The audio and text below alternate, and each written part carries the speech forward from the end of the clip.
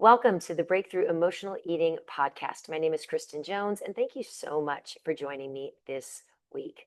Now, you all know I like a handsome man. You know that. Talk about it all the time.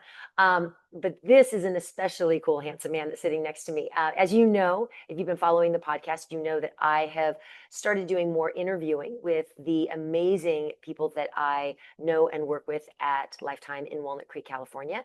And I have really been trying to just spotlight the amazing things that my coworkers are doing, and that they're doing not only just here in this club facility, but also outside, and all the other things that they do that are absolutely amazing. So today I am going to be interviewing this very handsome gentleman sitting next to me. Um, he he came to Lifetime, I'm gonna say 9 months ago. Yeah, about 9 months ago. And you don't even know the story. But before he came here, there was talk about this new trainer that was coming, this new guy that was coming who was from OTF, Orange Theory.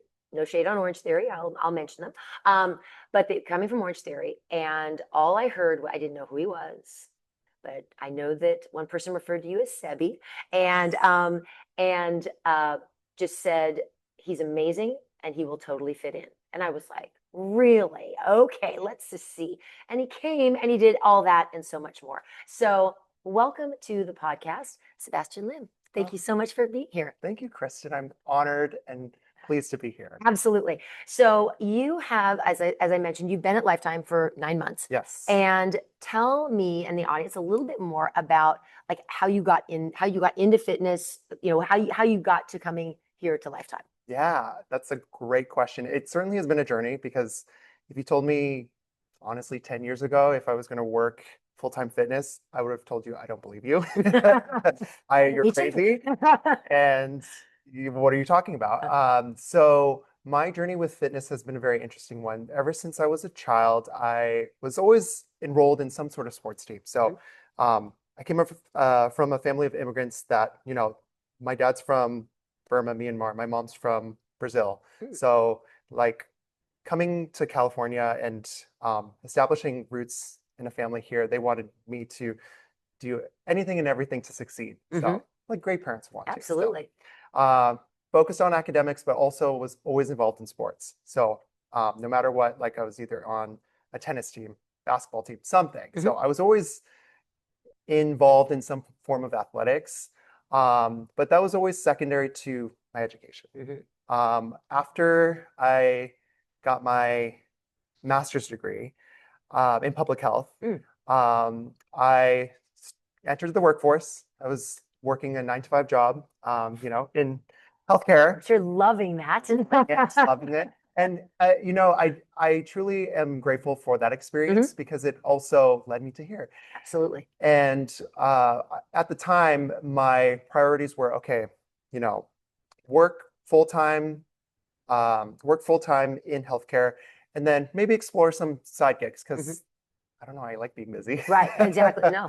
I like moving my body. So sounds like me. Yeah, absolutely. And so right before the pandemic, I remember, I used to take lots of fitness classes, like everywhere, just to stay active, stay healthy, because I wanted to just, for aesthetic reasons, for mental health reasons, all of it.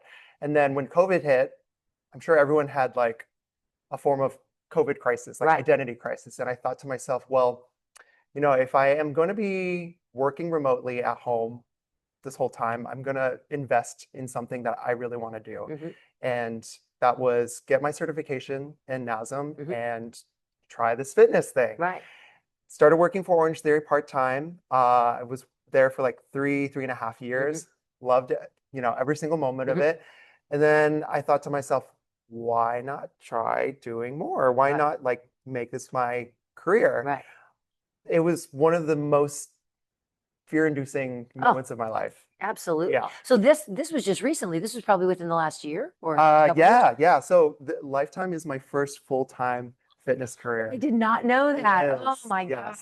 And it's also like I did kind of like train like a friend or a family here and there for personal training, but it's my first full-time personal training group fitness Right. career. Right. And that's how I'm here. Like only income coming in. Like that's Yes. it. Like you got to make it. Yes, Yeah. exactly, exactly. So it was definitely a big risk, but I feel like I have gotten more of a reward than I could have ever imagined. Absolutely. Absolutely. So when you think back to what you did in corporate with healthcare, I mean, again, because you were in the health field, it's so funny. You have I have my degree is in health science, and public health was really what Yes. kind of got me interested in going into health science, and then my first job outside of college as well. What do you feel you learned from healthcare Yeah. and from the corporate environment that is helping you now Yeah. with your time at Lifetime and running your own business? Yeah. I've thought about this a lot. And honestly, because when I studied public health, it's all about, okay, from a system level, Hmm. how can we make people healthier? How can we give people access to healthy food? How can we make their environment more healthy? How can Hmm. we create policies so that, you know, um, the population as a whole Hmm. can live happier, healthier life, right? Right. And the deeper I got into my public health career, the more disconnected I um, became from the whole reason why I wanted to go into public health Right. was to help people. I Hmm. know it sounds cliche, but I just like seeing people thrive. Right. And so entering fitness was my way of seeing and reconnecting Right. with that passion because growing up it was either I was going to be a doctor, lawyer, or engineer, Hmm. one of those three. And then I said, oh, I like helping people. Okay, I'll be a doctor. Right. But the biggest thing I really learned from that job and from my degree is that while public health is absolutely necessary, it's also you can make such a big impact on an individual level. Hmm. And I think that I have more to offer at that individual and like group level than Right. health policy because I studied health policy. Hmm. And while we have a very well off, country, at Hmm. the same time, I feel like our system is failing in a way. Hmm. Lots of people. And my only thought was, okay, if we can empower ourselves to become fit, become healthy, and to create that autonomy, why not be able to share that with others? Right. Yeah. So long story short, I think the system that we have right now, it's very convoluted and Right. almost unnecessarily. Hmm. And I thought to myself, why not let people help themselves become healthier rather than have some authoritarian, you know, body tell them how to be healthy. Right. And mandate it. Exactly. Yeah. Yes. Exactly. So on that line, what's your favorite way or the way you're most passionate about passing that information on to your clients? Yeah.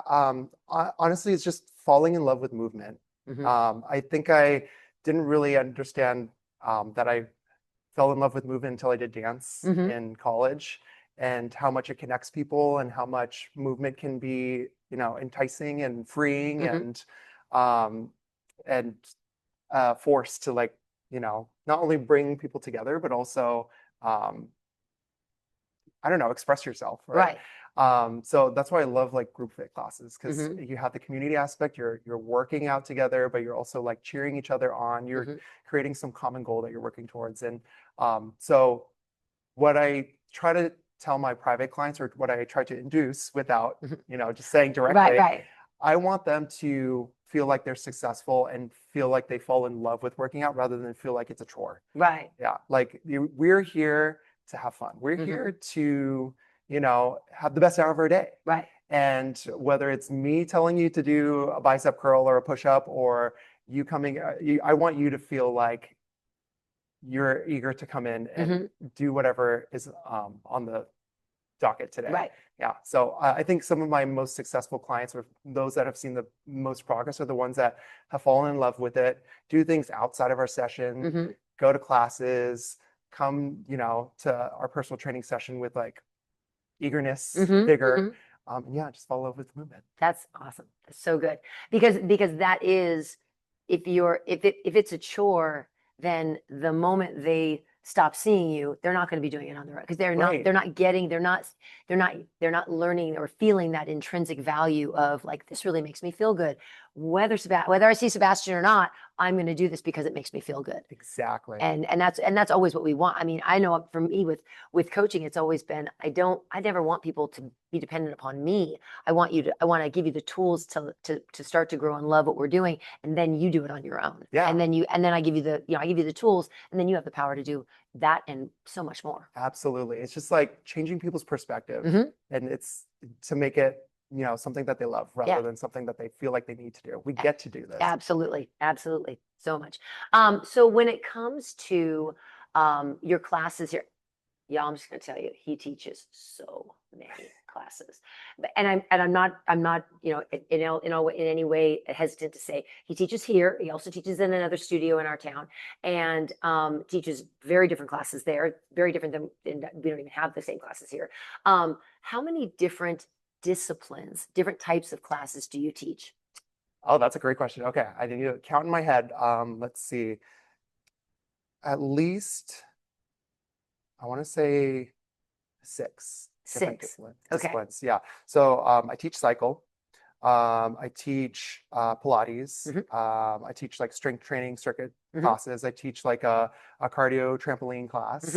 Trampoline. Yes, yes. Very good for your lymphatic system. Okay. Very good for very good for cardio, low impact cardio and lymphatic drainage, which is amazing. So this is just funny as a side note. My mom had one of those little trampolines. I don't know if you all have seen those little trampoline things that they have. My mom back in the 70s, she had one. No way. And oh yeah, I was doing it. I was probably, no, it was in the 80s. In the 80s, I was in high school. Oh yeah, I did it. I did it on my own at home. way. Yeah, didn't even know what I was doing. I was like, why do we have this thing? It's kind of fun though. And I would jump around it and I'd be like sweating. I'd be like, Oh my gosh. yeah, it was great. I love that it's just making a resurgence. Oh, it's amazing. It's amazing. And I think it's great that you're teaching it. Okay, so that one, the trampoline class. And then here y'all, he teaches our Aurora classes. And our Aurora classes are what, 65, 60, Yeah. 65? 55 actually. 55. Oh, 55. Yeah. Oh, 55 and over classes. There are our older population here at the club, and I teach one, and Sebastian teaches one, and they talk on and on about him, thinking, oh my God, he's so tough, but he's just so nice. He's so nice to look at. They are not afraid. Those ladies are not afraid to say it. He's really nice to look at. I'm like, you guys are killing me. They're awesome. Hey, it keeps him coming back. Absolutely. That's what he's doing. What's your favorite? My favorite? Your favorite class to teach? Oh man. I mean, they're all so different, and that's why I love doing all of them. Right. I love teaching boxing. That's one discipline I didn't say. Yeah. I love teaching boxing. It's still relatively newer compared to some of the other things that I've been doing. But I love the energy of it. I love yeah. I mean, ever since I was a little kid, I would like play fight and watch Jackie Chan movies and like fall in love with like all sorts of martial arts. So how long have you been doing that? Because it, like, watching you teach is, I mean, I've seen your videos watching you teaching, and I've seen you do some stuff here. It seems like you've been teaching forever. Oh, thank you. It seems very natural and very intuitive. So how long has it been? Actually, for coaching some boxing specifically, it's only been like a year and a half, I think. Oh, wow. Yeah, Okay. maybe 2 years. Yeah, no, year and a half. Yeah, Okay. Year and a half. Yeah. Closer to 2 years. Yeah. Yeah. That's amazing. I love it. I love the energy of it. And I love how it empowers people. Like I teach my Aurora class, like a version of kickboxing, and they love that. Yeah. They like more boxing, Oh, boxing, more kickboxing. Oh, I'm sure. Those ladies would love that. They would love that. Yeah, it's just so cool because it's so it's so empowering, and it just looks cool. Yeah, exactly. You just recently, we were talking about this before, I told him I was going to mention this. You just recently changed your Instagram handle. Yes. You were the Slim Herbivore. Yes. The Slim Herbivore. You're now Fit Coach Seb. Yes. Okay. So, and I had recently asked him and said something like, "Oh, you're a vegetarian, right?" And he was like, "I used to be." And I was like, "What? Wait a minute, we got to talk about that." So tell us all about one, you were either vegetarian or vegan, and then now you are not. So I'd love to hear, because one of the things that I really want to do on this podcast is giving people an opportunity and a platform for people to talk about the different ways that they nourish their bodies and the different ways that they eat. Yes, my podcast is about emotional eating, but I think it's so important that we be eating the way we want to be eating, Yes. and also the way that feels right for our bodies. Yes. And so whatever that looks like, it doesn't really matter. But I want to expose people to as much of that as we can. So tell us about your food journey and where you are now. Absolutely. So I made a very conscious decision to go plant-based or vegan back in 2020, I want to say. Yeah. Okay. So like before even the pandemic happened. And part of the decision was it kind of built up over time. There was a lot of research going out at the time about how plant-based diets, from like books and podcasts that I've read, movies I've watched, documentaries, everything, how positively impacts your health and the environment. So I thought, no brainer. Like, why not try this plant-based thing? And it naturally stuck just because I was already like mildly lactose intolerant and didn't necessarily at the time like enjoy any sort of animal products. So I said, I'm going to try it. No expectation. Let's see how long it lasts. Stuck with it for like 5 years. Okay. Yeah, 5 years. And then more recently, when I started this career, went back to eating animal products again. Part of it was that while it's all trade-offs, right? Sure, like absolutely. It's I enjoyed and adored like creating and following new recipes on how to, eat a vegan diet while still getting enough protein and enough nutrition. And while that was a fun, welcome challenge while I was working from home, as a busy individual that's never home anymore, it is very challenging. And so to all the vegans and vegetarians out there, I applaud you. Hats off to you, because it is a very, it takes a lot of planning and discipline to navigate that. There's a lot more options now, but part of opening up my diet back to animal-based products, part of it was just because my lifestyle changed. Over time, the reason why I changed my Instagram handle too was because actually when I started my whole fitness journey, I thought, okay, I'm going to be specifically a vegan coach and help people navigate that. And then my fitness career, like that aspect kind of blossomed. And so it was also kind of a challenging decision to see like, how do I uncouple my identity from that? And yes, you are what you eat, but at the same time, like we change and we evolve. Absolutely. And my body has so far responded totally okay to animal-based products. And so I thought to myself, why restrict myself? Another big reason was as I was eating more plant-based foods, I noticed that I was eating a lot of processed foods. And because nowadays there's vegan everything. Oreos are vegan. But are they healthy? I don't think so. And so vegan and vegetarianism and health, when I first did it, I thought, oh, that's the healthiest thing you could do. But that's not necessarily true. You have to work hard. You have to work hard for it. Yes. So it was just uncoupling that idea that was the only way to be healthy, but it's not true.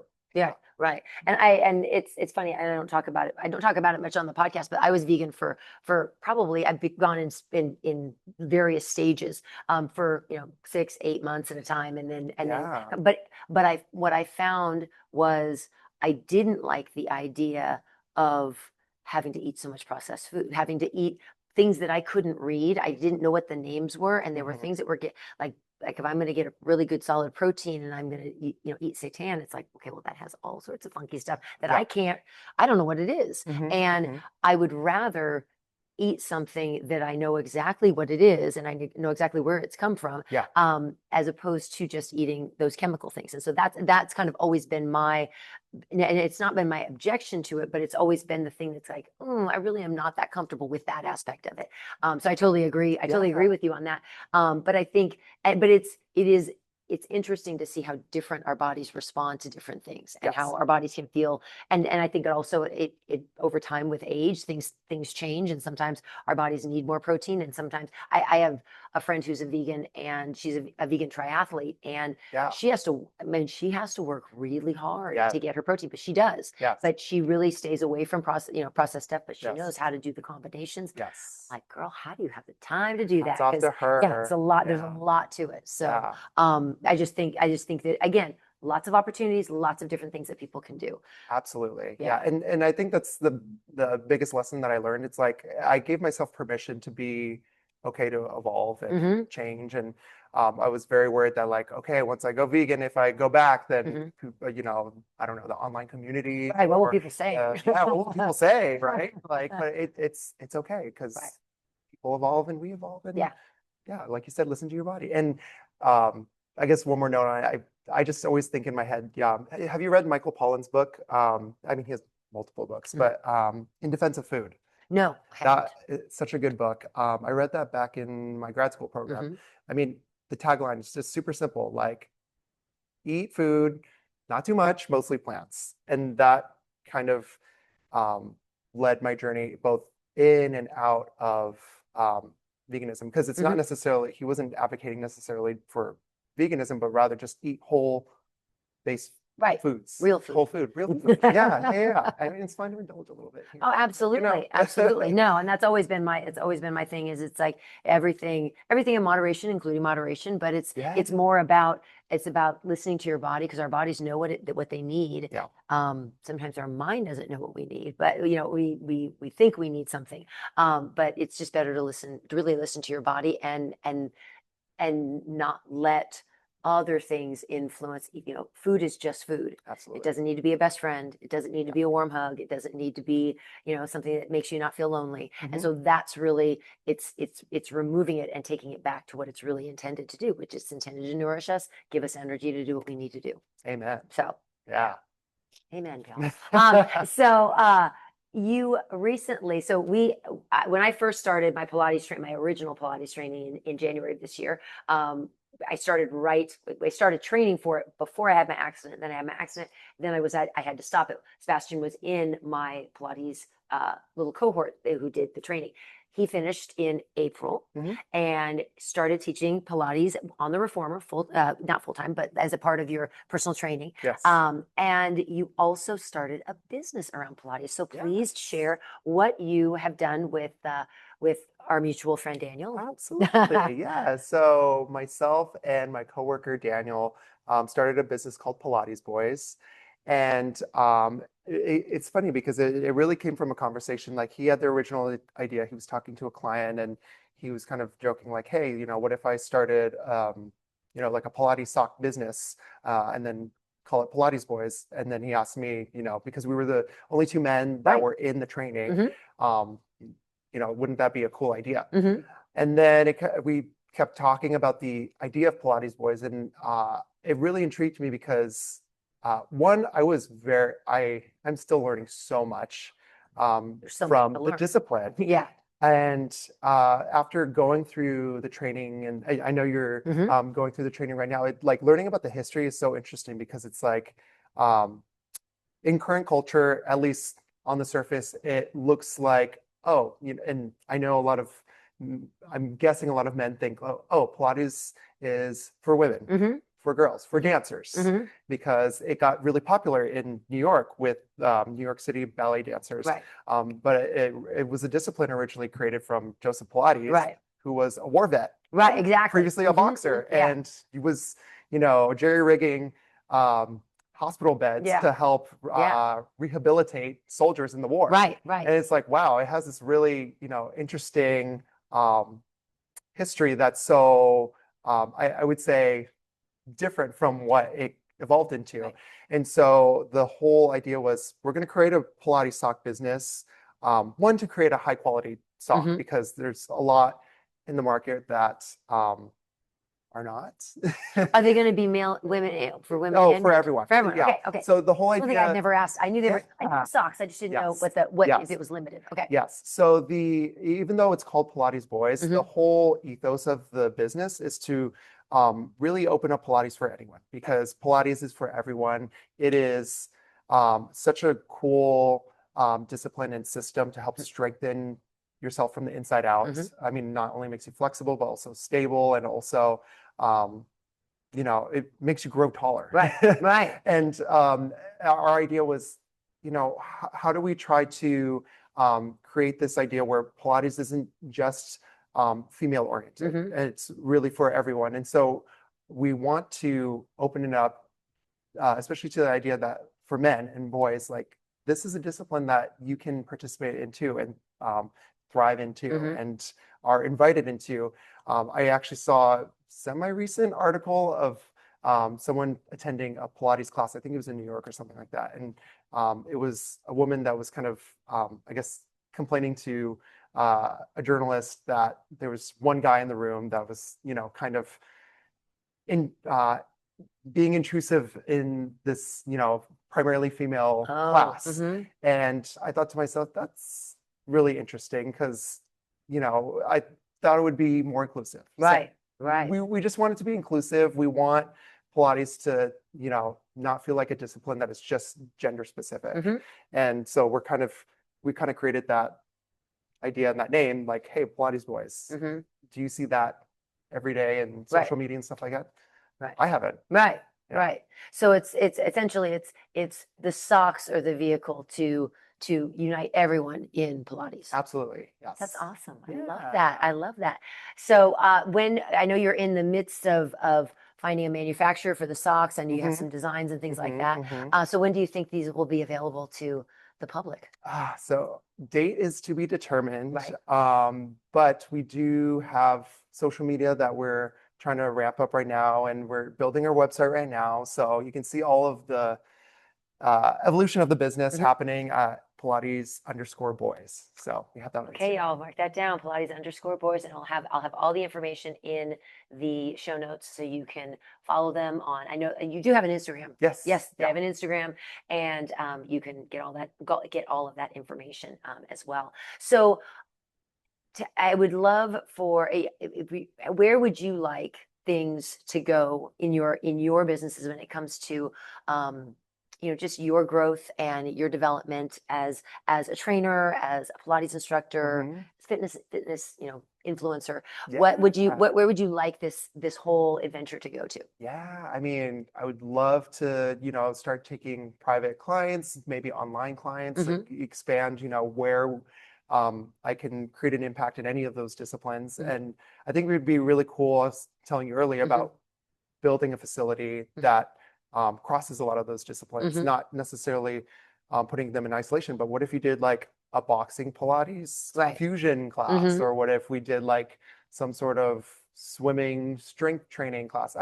I love doing all these disciplines because I see the differences and also similarities between all of them. So maybe opening up a gym or something, or at least having some way to expand online clientele, in-person clientele. Wonderful. Yeah. So if people want to connect with you, and I'll put it on the show notes, but will you tell them how would they want to get in touch with you if anybody wanted to connect with you when it came to personal training or any of those things, whether they're here in the area or or outside of the area? Absolutely. So my Instagram is probably my most utilized channel. Fit_coach_Seb. SEB. SEB, fit_coach_Seb. Perfect. And we'll put all the information in if you have your website address, we can get all that information out as well. Yes. All right. Well, thank you so much for spending this time and sharing with the audience all the things that you've learned. I think it's so it's interesting because we both had that same experience of like doing something that we were really passionate about, but it didn't actually turn out the way we wanted it. Totally. And so sometimes we have to pivot in a lot of ways, and you pivot and you make a different decision, and who knows what other decisions are coming down the way, but we have to be open to it. So Exactly. yeah, Yeah. that's awesome. I'm very excited. I hope that you all enjoyed my interview with Sebastian. I'm sure you did and got something out of it. I would love for you to share this episode with someone that you know that you think would benefit from it. And please connect with him on Instagram. And all the information will be in the show notes and information about the Pilates boys as well. I love the idea of making Pilates available to everybody. That is just awesome. So, and again, if you want to learn more about Pilates, you can also reach out to Seb or reach out to me.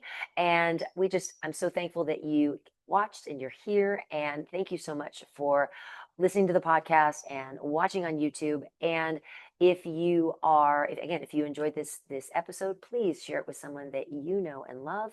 And we will look forward to seeing you next week. All right, take care, and we'll see you next week. Bye, y'all. Bye.